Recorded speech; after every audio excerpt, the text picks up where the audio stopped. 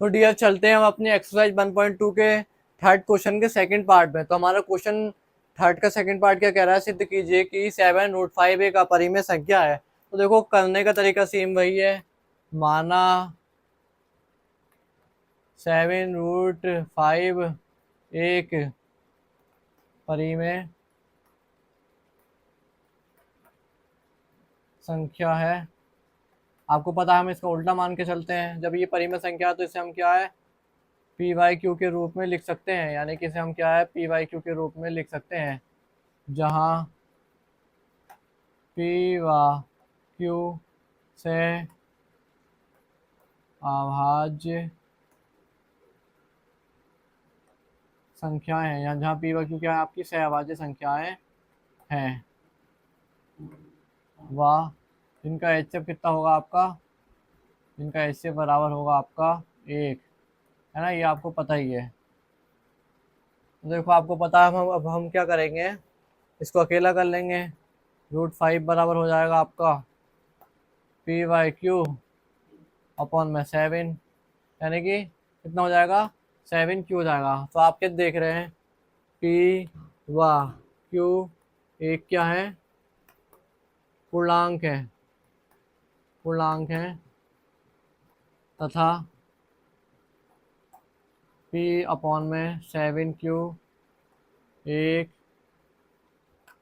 परिमेय संख्या है,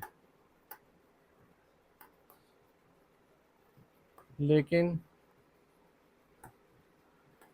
परिमेय संख्या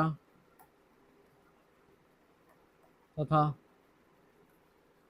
अपरिमेय संख्या कभी बराबर नहीं होती है, अतः यह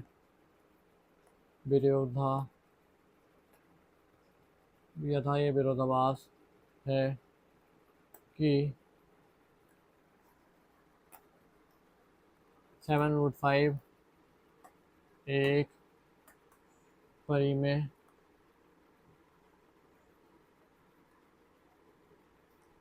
संख्या है, यानी कि अतः ये तो हम क्या लिखेंगे, सिद्ध होता है कि 7√5 एक अपरिमेय संख्या है।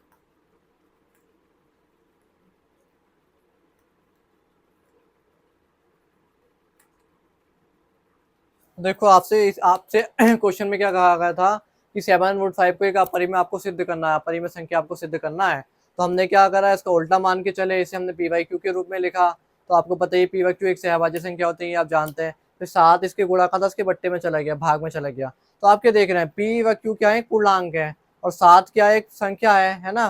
पी व क्यू एक पूर्णांक है, और क्या कहते हैं पी अपॉन में 7Q एक ये क्या है परिमेय संख्या है, यानी पी व क्यू एक पूर्णांक है, इसके मान रख देंगे तो हमें एक परिमेय संख्या प्राप्त होगी। तो परिमेय संख्या और अपरिमेय संख्या कभी भी क्या बराबर नहीं होती है। तो जब ये बराबर नहीं होती तो हमारा मानना क्या है, गलत है कि 7√5 एक परिमेय संख्या है, बल्कि इसके उल्टा होगा कि 7√5 ये क्या है एक अपरिमेय संख्या है।